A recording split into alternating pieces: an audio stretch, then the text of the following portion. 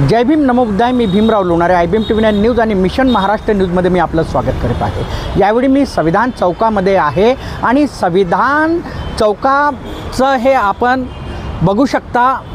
महामानव डॉक्टर बाबासाहेब आंबेडकरांचा हा पूर्णाकृती पुतळा आहे आणि याच संविधान चौकामध्ये आपण बघू शकता हे संविधानाच्या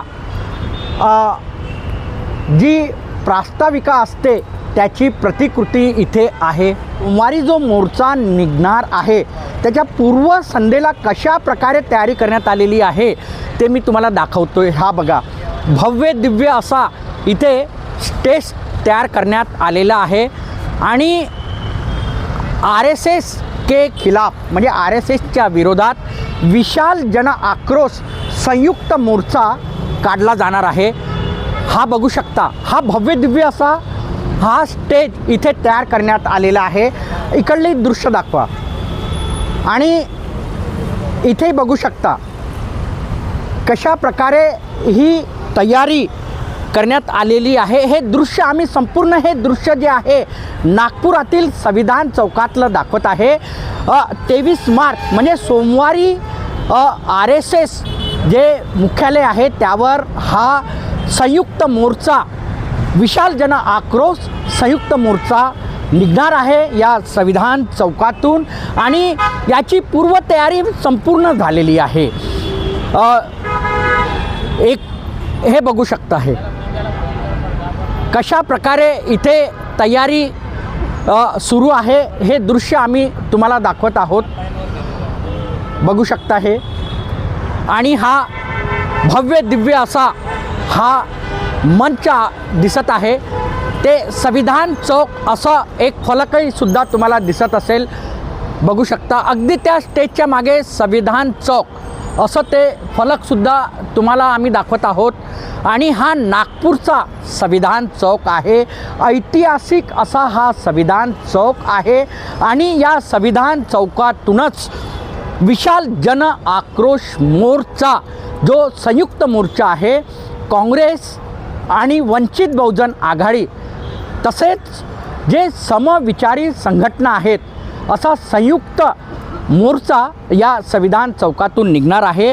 आणि त्या पूर्वसंध्येला जे आहेत सुजात आंबेडकर त्यांनी या इथे भेट दिलेली आहे. आपण बघू शकता सुजात आंबेडकरांनी संविधान चौकाला भेट दिलेली आहे. ते पाहणी करताना तुम्हाला दिसत आहेत. बघू शकता ते संपूर्ण या स्टेजची पाहणी करत आहेत आणि एकूणच पोलिसांचा ताफासुद्धा या संविधान चौकात आलेला आहे. आपण बघू शकता पोलीससुद्धा इथे पोहोचलेले आहेत. कारण हा जो मोर्चा आहे हा संविधान चौकातून निघणार आहे आणि RSS मुख्यालयावर जाणार आहे. सुजात आंबेडकर जे आहेत त्यांनी काय म्हणाले या मोर्चा संदर्भात चला ऐकूया. आत्ता ही जी विजिट होती ही फक्त स्टेज कसं झालंय पोलिसांची एक बैठक त्याची चर्चा करायला आणि उद्याच्या मोर्चाचं सगळं नियंत्रण कसं राहील आणि त्याची तयारी कशी राहील हे बघायला आज आपण इथे आता ही पाहणीसाठी आलो.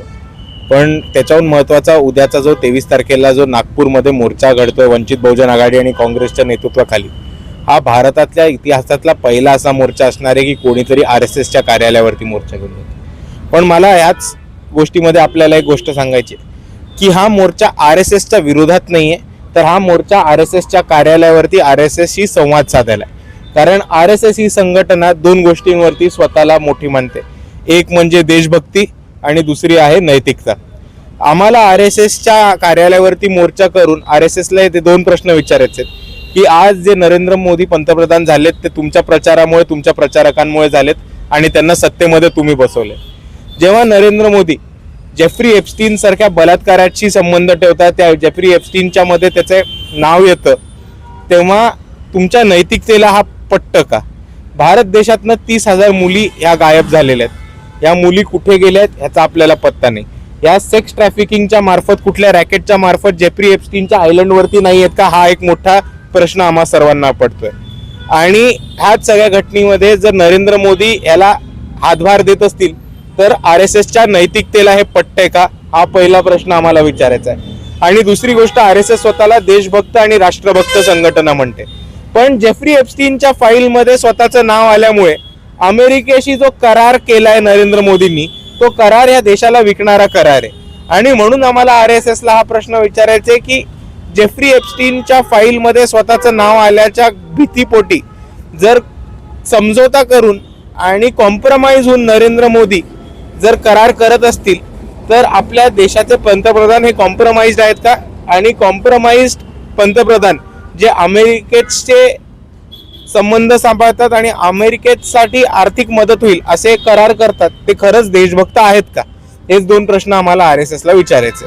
सुजात आंबेडकरांनी सांगितलेलं आहे की हजारोच्या संख्येमध्ये इथे जनसमुदाय एकत्र येणार आहे आणि PM मोदींच्या विरोधात हा जन आक्रोश मोर्चा आहे. काँग्रेस आणि वंचित बहुजन आघाडी तसेच समविचारी पक्ष एकत्र येऊन हा जन आक्रोश मोर्चा RSS भवनावर जाणार आहे. आपण बघत राहा IBM TV9 news, mission Maharashtra news. आमच्या चॅनलला लाईक करा, सबस्क्राईब करा, आयकॉन बेल बटन दाबण्यात विसरू नका. जय भीम, नमो बुद्धाय.